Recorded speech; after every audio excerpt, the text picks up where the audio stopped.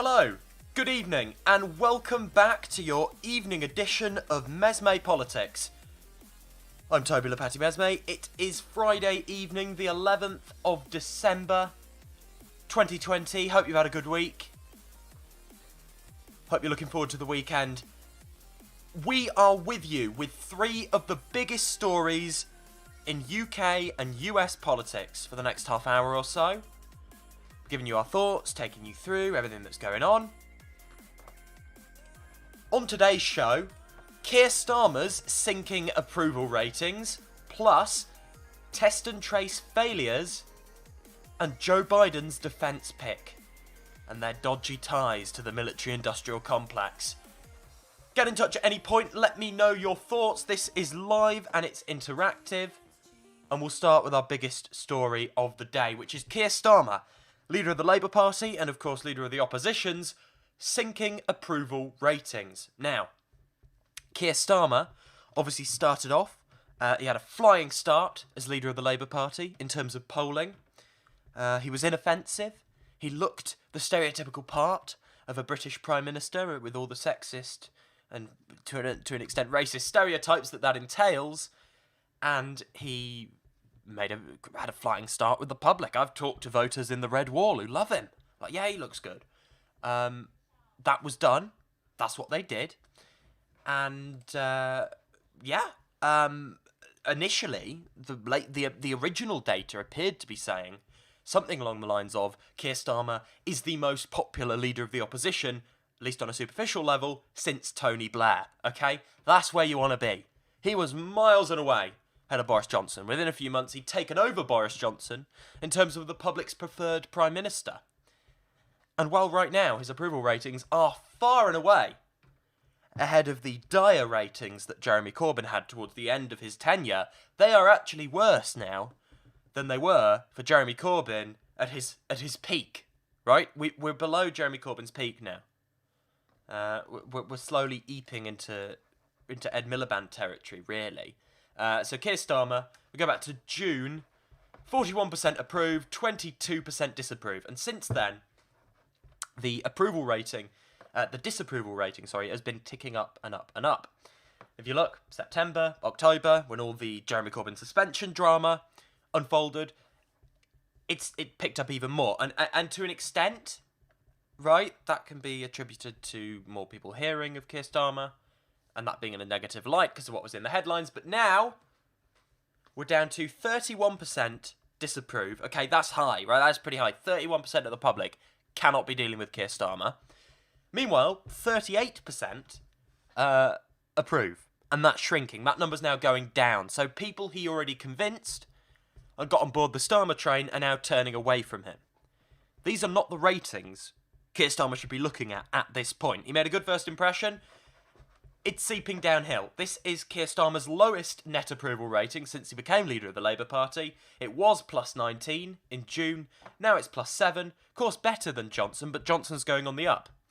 And many polls are now showing Johnson as the preferred Prime Minister. So he's lost ground on that as well.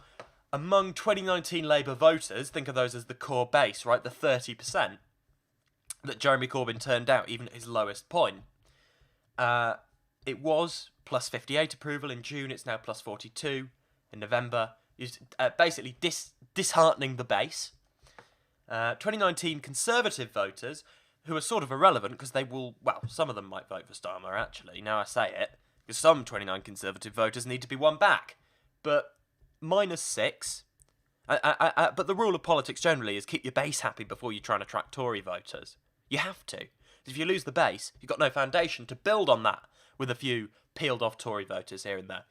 Net approval with Tory voters was minus 6, now it's minus 17, even though he's indulging in a purge of the left, which is probably what they'd want. And even among Lib Dem voters, 2019 Lib Dem voters are sort of the wedded, married couple with Keir Starmer, right? They are the people Keir Starmer should have appealed to. He's a Remainer, arch Remainer, architect of the people's vote, in terms of the party. He is essentially everything that a Liberal Democrat would want. You know, Keir Starmer in many ways is quite close to what the Liberal Democrats would want in a Prime Minister. Fallen from plus 48 I know, that's really high, to plus 33. So the Corbyn purge has not gone down well with anyone, for a number of reasons, which we'll get into. And it is not that people love Jeremy Corbyn and they're really upset about this. If we look at this in a cold, cruel way, obviously the public do not love Jeremy Corbyn. They're not really sad to see him suspended. But there are reasons related to this that have got us to where we are today. And as you can see on the screen, approve 38%, disapprove 31%. That is not good. That can really go downhill. So the Jeremy Corbyn debacle has inflicted damage. It is not yet terminal, but it's damage, and we're now going downhill. Okay, the Tories are coming up, Johnson's coming up, Starmer's going down, Labour are going down. And as we head into the feel-good factor, and everyone feeling great because we've got vaccines, and let's not worry about Brexit and all that, everything looks shiny for the government, and Johnson may have got away with the single biggest, prosecutable want of responsibility and competence during his time leading the country during COVID. By the looks of things, Johnson may well have got away with it again. On top of that, he's heading for a no-deal Brexit. So the reason the Jeremy Corbyn debacle has brought about a sinking in the ratings of Labour is A, projects disunity. We know this. Divided parties don't win. People do not want to hear, in the headlines, Labour civil war with left. It's just bad. You've got Corbyn, anti-Semitism, left, all these buzzwords, right? People don't really fully know what they're on about because they're living busy lives, but front of the paper, that does not project a good image of the Labour Party. That is all the things that brought down the Labour Party. Smear campaigns against Jeremy Corbyn, massive splash headlines about anti-Semitism, all these things contributed on the doorstep at the last election. People are like, look, Starmer's brushed away the cobwebs at a superficial level. Now, it's all back in. Corbyn, anti-Semitism, all these different things that are now basically the bogeymen of the tabloid press in terms of the Labour Party. And, well, it's just not a good look. And this could go to court. By all accounts, it looks like there's a possibility Labour Party may have lied in terms of a deal being done with Corbyn's people behind the scenes. That will all unfold. It's still ongoing. It's, of course, going to inflict damage, and you can't blame the left for sticking up for Jeremy Corbyn when he did not do anything wrong. You can blame the people in power in the Labour Party now who are more interested in getting rid of the left than winning an election and have handled this, okay?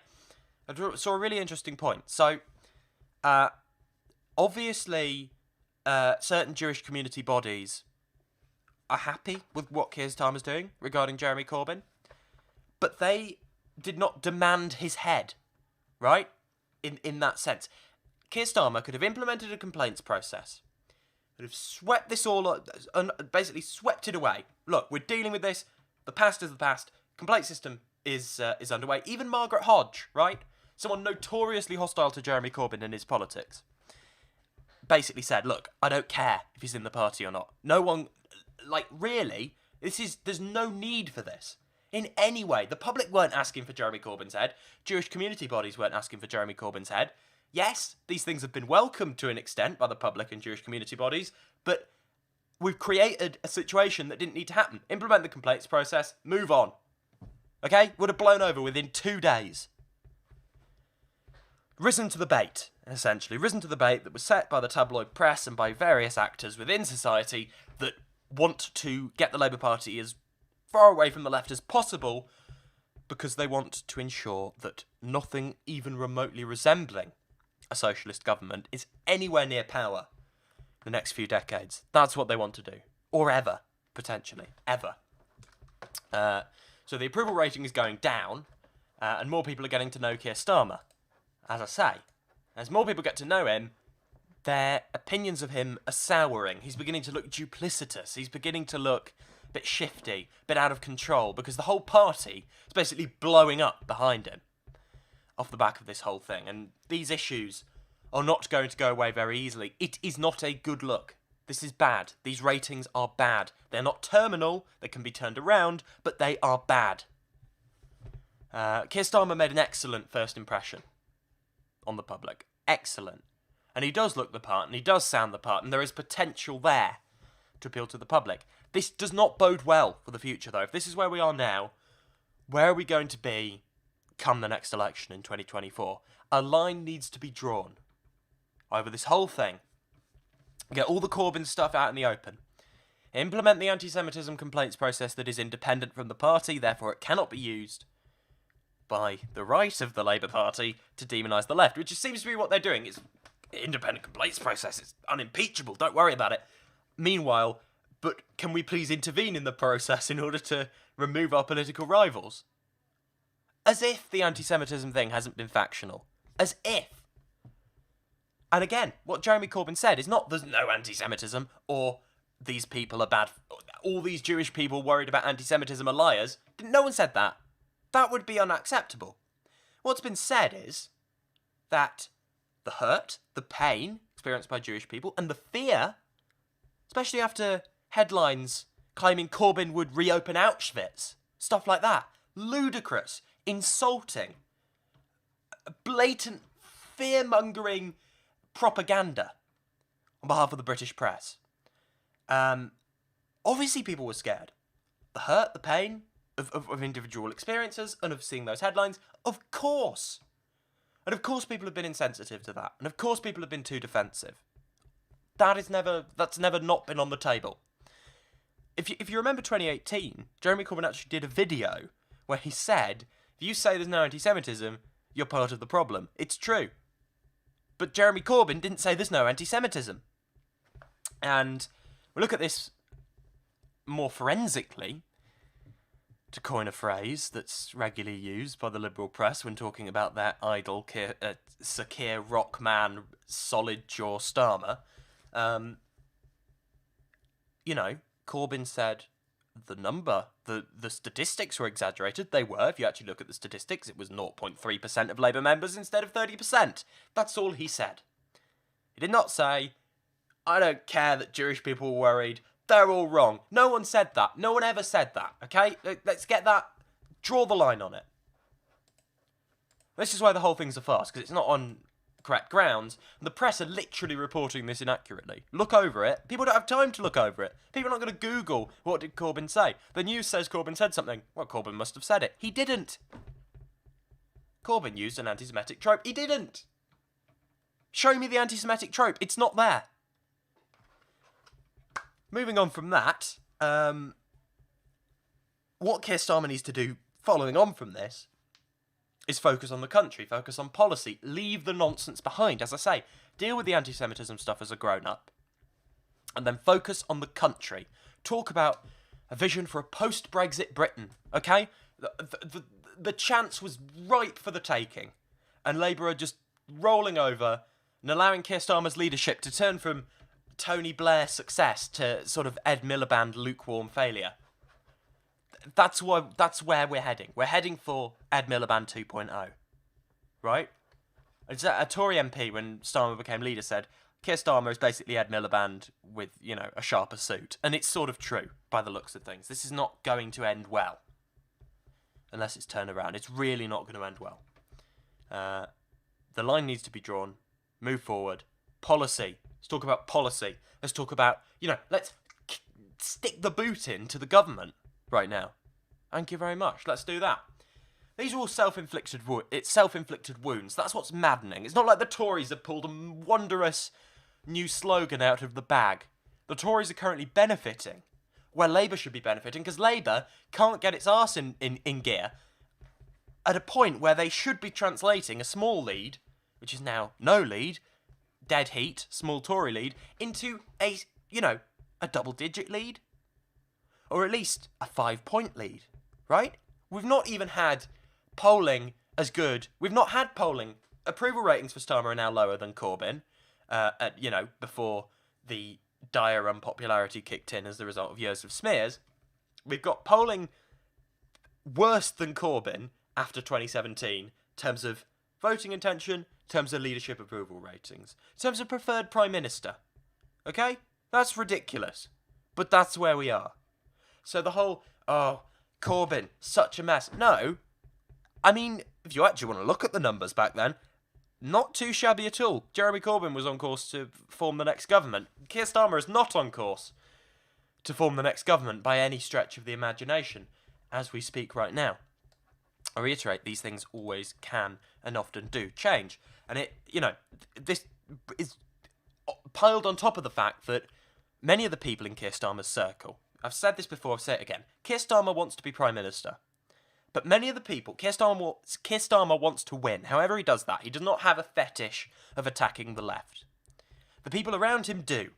The people around him, off record, very often, it's been reported, they say, essentially, they expect to lose the next general election, they're planning to lose the next general election, they want to use this time to marginalise, demonise, ostracise, and otherwise exclude and eliminate the left, put it in a coffin at the bottom of the sea for another 5 decades. That's what they want to do.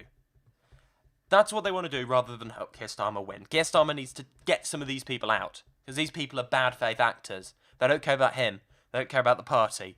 They care about the self-perpetuating Blairite bureaucracy at Southside, and they care about losing at any cost. These are the people that cried.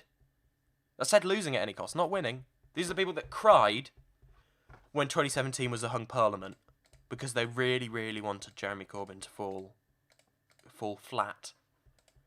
The fact that Labour was closer to government than it had been at any point since 2010 did not excite them at all. The fact that they'd won 40% of the vote did not excite them at all. Biggest increase in the vote since Clement Attlee. Not bothered. Not bothered. Still working to sabotage the operation. These people do not care. They will happily spend the next 5 years attacking Corbyn, dragging his name, rather than helping Keir Starmer win an election. If Keir Starmer really had people around him who wanted to win, he would be running away from talking about Corbyn as quickly as possible. Draw the line. Don't annoy anyone. Just carry on. No one cares, okay? People didn't like Corbyn at the end. They're not obsessed with whether he's there or not. People don't care. He's not leader. He's not going to be Prime Minister. Therefore, people who didn't like him, he's not going to be an obstacle to them voting Labour again, okay? Any stretch of the imagination, it's not the case. On to our next story. On to our American story. So, Biden's defense secretary, very much a friend of the military-industrial complex. I'll give you a little news report from ABC News on the appointment of Biden's defense secretary. Tonight, President-elect Joe Biden officially introducing his nominee for defense secretary today. Retired General Lloyd Austin, the first African-American to be tapped to lead the Pentagon. The general himself spoke of the history of this choice and paid tribute today to other African-Americans who have broken barriers in the U.S. Armed Services. Among them, retired General Colin Powell, who later served as Secretary of State and who today called Austin a superb choice. Here's Mary Bruce. President-elect Joe Biden today introducing his history-making pick for defense secretary, retired Army General Lloyd Austin, now the first African-American to be nominated for the post, but not without controversy. He's loved by the men and women of the armed forces, feared by our adversaries, known and respected by our allies. Austin paying tribute to the African-Americans who paved his way in the military. I am supremely grateful to all of them for their courage, for their determination, and for the example that they set throughout. And they include the Tuskegee Airmen and the Montford Point Marines and many others. Tonight, former Defense Secretary Bob Gates and former Secretary of State Colin Powell both describing Austin as a superb choice. He spent 41 years in uniform, retiring just 4 years ago after leading U.S. Central Command. That means he will need a waiver from Congress to lead the Pentagon, since he has not been out of uniform the required 7 years. Tonight, some on the Hill already say they're opposed. I will not vote for the waiver. I believe very strongly that there need to be civilian control, civilian oversight of the military. Congress approved a waiver for President Trump's first Secretary of Defense, retired General Jim Mattis. Biden, well aware this would become an issue. I would not be asking for this exception if I did not believe this moment in our history didn't call for it. It does call for it. Now, the problem with this is it doesn't call for it. We don't have a unique foreign policy defence issue. There's a unique domestic agenda. Everything is just about where it was on the world stage, right? Yes, there's always problems. The problems have been there for 10 years. We already have climate change people involved. What's he going to do that needs a military officer? Nothing. We're not at war, right? And even then, having a military official top of the Pentagon, not a good idea. Not a good idea in any scenario. There's various problems with this. But the first one is that this guy, Lloyd Austin, is in the pocket of the military-industrial complex, working in the interests of the military-industrial complex. Allow me to digress. So I'll quote you this from Bloomberg. It's hardly, proper lefty media, is it? So you can, if you think this is a bit suspect, it's from Bloomberg, okay? So Bloomberg's hardly cheerleader of the left, is he? Lloyd Austin, President-elect Joe Biden's choice for Defense Secretary, may have to stay out of decisions on the Pentagon's costliest weapons system, the F-35 Joint Strike Fighter, because of his ties to its engine maker, Raytheon Technologies Corp. Supporters of Austin have focused on the historic role he would occupy as the first black defense secretary, leading a force that Biden notes is 40% people of colour. One of the most diverse sectors in the country, actually. Critics have questioned whether Congress should grant the retired Army general a waiver from a law barring officers from leading the Pentagon within 7 years of leading the military. But debate during Austin's Senate confirmation process will also touch on the revolving door between the Pentagon and its multi-billion-dollar contractors, a lucrative tradition that also benefited his most recent predecessors in the name of sharing their wisdom about the needs of the Pentagon and its warfighters. Austin, who has served on Raytheon's board since 2016, also may have to recuse himself from decisions on the company's missile defense and shipbuilding contracts aimed at countering China and Russia. Other questions will be raised about his role in a private equity group. So, this guy is involved with Raytheon, one of the biggest weapons operators in the business. They've done some bad stuff, if you want to look at their record. Obviously, they're a defense company. It's been at the top of the military. This is to be expected, but it's bad. George Bush era administration people have the ear of Joe Biden right now. This guy is obviously not, but we're talking more broadly. There was talk about Dick Cheney being involved at one point. It defies belief. And what it tells you is that the wing of capital is behind the military-industrial complex, much like what it's trying to do in this country, but obviously on a much bigger scale because it's the States. The largest exporter of state terrorism around the world. The wing of capital that traditionally went to the Republicans for the military-industrial complex has seen that, at least rhetorically, they're moving away from that. They're even talking about the military-industrial complex, and because of Trump, they're pulling troops out of places. They're going over, they're trying to get right. The sort of Bush-era people, the Lincoln Project, they're going to Biden. They're going to Biden because they think they can further their neoconservative goals better in a Joe Biden administration than a Trump administration. That is not good news. That does not bode well for a Biden administration. Biden has these people by his ear. He needs other people by his ear. It's about the people around him that influence him. It's severely worrying. I'm just pleased that Dick Cheney isn't special advisor to Joe Biden on foreign policy at this point. Civilian control is the bare minimum criteria, in my view, for how we should treat these things. We need civilian control of the military. Only 10% in the last 100 years or so, something like that, of countries around the world had military officials at the top. It's generally autocratic countries or developing democratic countries that have that. Liberal democracies do not have military people at the top of the defence industry. De facto head of the military, with the exception of the president. That's not what you do. It's happened several times. There is no justification for it, in my view. It should be quashed. It should not be put through. Get someone else over the line. There's literally no reason. No one has made a case that I find remotely compelling. Oh, there's so much on the world stage. It's an unprecedented time. We're not at war. There's not a big foreign policy crisis unfolding right now that's any bigger than all the other foreign policy crises that are always unfolding. Now, this guy, positive note, may be more restrained than others. You know, there are various people being talked up for the role, and people were like, oh, it's a woman, oh, it's a person of colour. Great, but they're still going to kill people. So they were talking about, oh, look, diverse appointments, but then you look at their records, and their records were absolutely dire. This guy might actually be a little bit more restrained. Of course, it's always good. We need an administration that looks like the country. We need diverse people in the jobs, but I would prefer them to have good ideas. I'd take, a load of white people who are going to bring an end to US imperialism than a load of a diverse cabinet, basically, that is going to implement the policies of the Bush administration in terms of foreign policy. I'll take white doves over diverse hawks. But ideally, we want a diverse administration. That's obviously good. But the fact it's a general basically means, look, I don't care. They're a general. They're ad hoc to the military-industrial complex. I don't care what colour they are. I don't want them in the position. Period.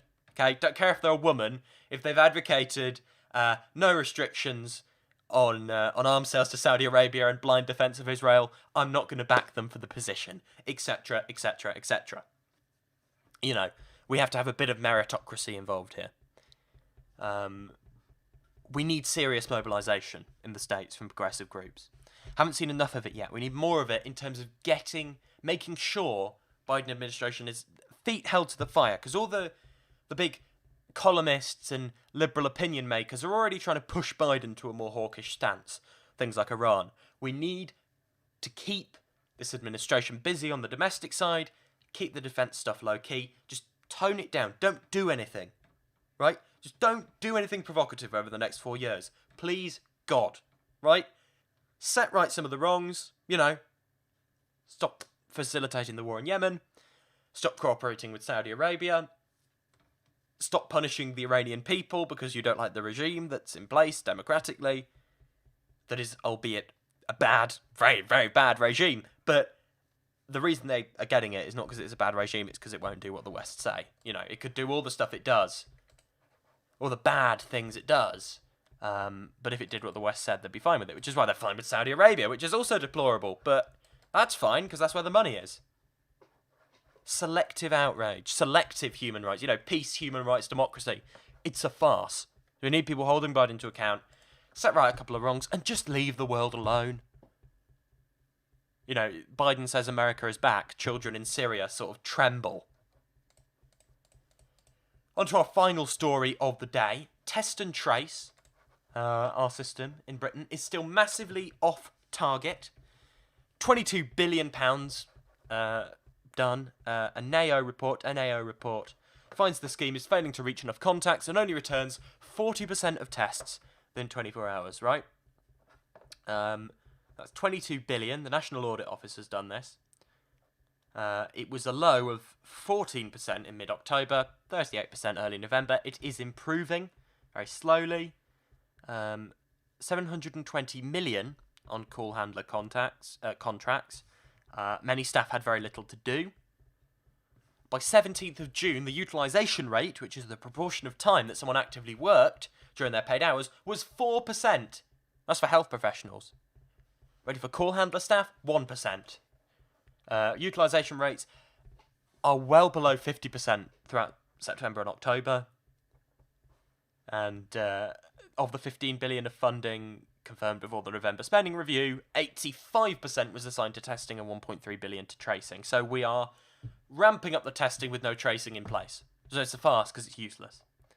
70% of early contracts by value were directly awarded without competition under the emergency measures, which basically act as a proxy for cronyism and remove the supposed meritocratic hand of the market that this government so often reveres and worships.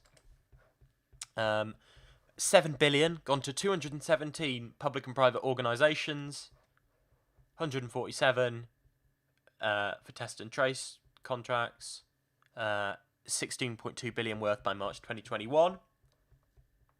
The report says in May, Department of Health and Social Care signed contracts for the provision of 3,000 health professionals and 18,000 call handlers. The call handler contracts were worth up to 720 million.